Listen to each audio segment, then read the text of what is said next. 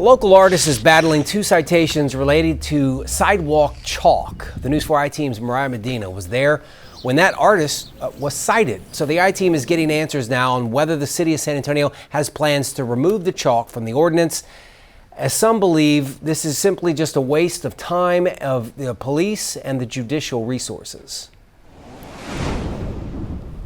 When you think graffiti, you're probably thinking of stuff like this. San Antonio artist Joshua Henson, known as Lakey360 on social media, was recently cited for possession of this. And here's the graffiti instrument, washable sidewalk chalk.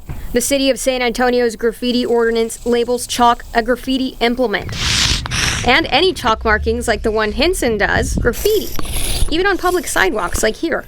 His attorney, Daniel Mailer, is representing Henson in a separate criminal mischief citation. Guys, he's telling me he's going to detain me. One Mailer tried to get dismissed before he says even more time and resources are wasted on a jury trial.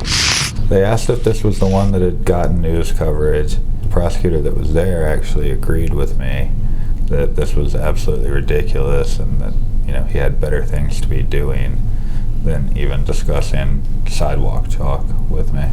Mailer says the prosecutor told him superiors advised they couldn't dismiss the case. So that case and the new possession of a graffiti implement case will likely head to a jury of his peers. Many chimed in on Henson's recent citation, calling for law enforcement to direct their attention to, quote, real crimes. But it begged the question of why washable chalk is in the ordinance to begin with.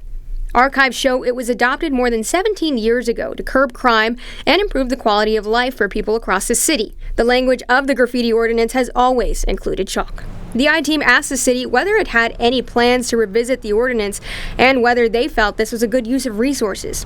Earlier today, the city provided this statement. Quote, the city's graffiti ordinance is an appropriate measure to protect public and private property from defacement in certain contexts. In this case, a citation was issued and will be addressed through the adjudication process.